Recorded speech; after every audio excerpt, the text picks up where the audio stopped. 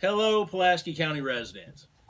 A few days ago, Mayor Keck released a video in regards to the forced annexation of parts of the county into the city of Somerset. And he claims that this idea is, quote, not a money grab, not a power grab. And my response to that is, what else would it be? What's the evidence? Please explain to me how that's not what this is. So, today I'm going to tell you some things that Mayor Keck nor any other politician will ever dare speak of. He repeatedly talks about growth and prosperity to Pulaski County. But how does moving an imaginary line from one place to another cause growth or prosperity? You didn't change the population. You didn't add business. All the businesses and people that were there before are still there, and they're still in the same place. What it does grow is tax revenue. It actually doubles if the annexation is successful. So what he's telling you is that you're going to prosper if he can take more money from you. Does that make sense to you?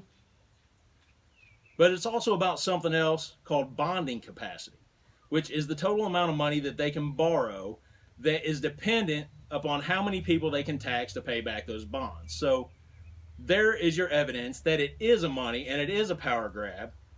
And I would challenge the mayor to explain why what I've just said isn't true. The city intends to give that money from the debt that they create in your and your children's name, whether or not you agree to it, to big corporations to get them to come here and to set up shop. Now, maybe that's a good idea to give those incentives. But I think there's a much better way to do that. And I'm going to talk about that in the end. But before I play my game, I'm going to keep playing the mayor's political game just a little more. In the video, he gushes over American democracy and how it, quote, led to prosperity greater than any in the history of this world. And then he says, we're going to use that same method. He then proceeds to tell you how he doesn't want to inconvenience you with that method of petitions and actual voting. No, instead, he's going to send you a postcard that you can check yes or no on. And these are his words. We're going to allow the people to have a voice and essentially to have a vote. So your ability to have a voice is dependent on government giving you permission. And essentially to have a vote, not actually to have a vote. And you should just trust that he will abide by your suggestions when not taking your suggestions will double the city's income and ability to borrow money. So more of the mayor's words. And pending the feedback, we'll take that data and decide how to proceed from there. So he's admitting right there that it's entirely within their hands unless there's a petition. But if he can convince you that he'll do whatever is popular with his classic politician speech without actually saying that that's what he'll do, then he's hoping you just won't bother with a petition or with an actual vote. Again, his words. While I may disagree procedurally because you do have a democratic way out of this method by a petition, I don't want to have to inconvenience the people of Pulaski County to have to do that. Yeah, I bet you don't. And people, nothing about this postcard vote counts at all for anything. The only thing that it might indicate is whether or not he can force an annexation and still keep his job past the next election. And if he can, he absolutely will. And there's plenty of time for shaking hands and kissing babies between now and then. He said nothing about there being any official vote count for these postcard votes. So if they tell you that annexation was more popular, who's to say that it wasn't? Okay, now that I've played the political game, I'm going to play my game. All the talk, all the debate that is happening right now is centered around one idea: democracy.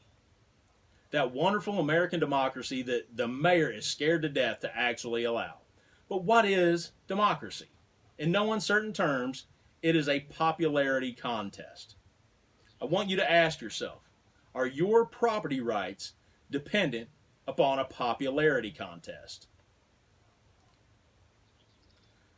When we're 5 years old, they teach us the basic rules of being a good person. Don't hurt people, don't take their stuff. So why do we just accept that some people get to take other people's money and even physically harm them if they try to defend their money from being taken?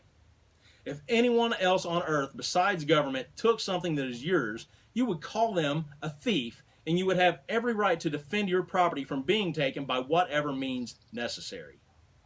Why would those rights change due to the results of a popularity contest? Now, if government already owns you as well as everything that's yours and only allows you to keep what they say you can keep, then it makes perfect sense that they may use whatever means necessary to take from you what's rightfully theirs. But is that what you believe? Of course the mayor believes this, because right after he says there might be a homeowner who really disagrees with this in the midst of a group that really loves it, right after he says that, he immediately proceeds to tout democracy as the way to remedy that situation, as if human opinions created your property rights or can take them away.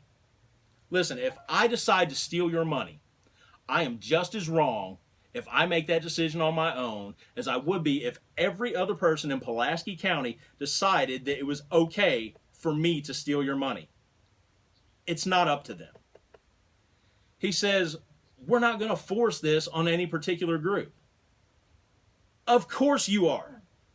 What about the group of homeowners that don't want to be annexed? You know, that's what all of this is all about. If you weren't going to force this on any particular group, what the hell are we even discussing?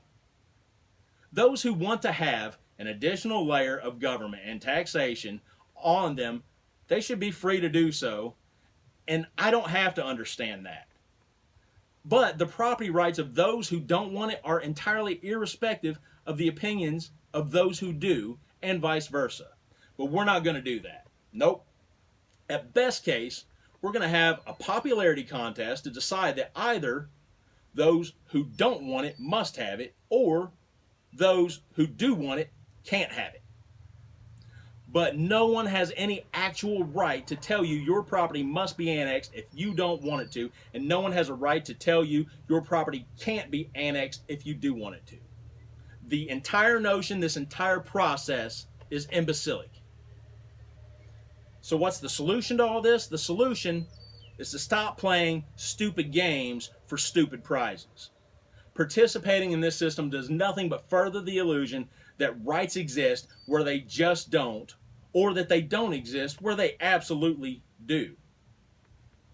If you want to give money to big corporations to incentivize them to come here, start a crowdfunding campaign. Those who think it's a great idea can contribute, and those who don't have no right to stop you. But if the city is just going to tax people for this purpose, I wish they would just come out and say out loud for the whole world to hear, hey, Pulaski County residents, you're all idiots who don't know what's best for you. So we have to steal your money to invest it on the things that you're too dumb to do for yourself. And anyone who believes that crowdsourcing these incentives is just the stupidest thing you've ever heard, that's what they believe too. They think you need a babysitter. And if you participate in this system, maybe you do. But I don't, because I don't. If people want something, they will willingly pay for it. If they don't want it, they won't.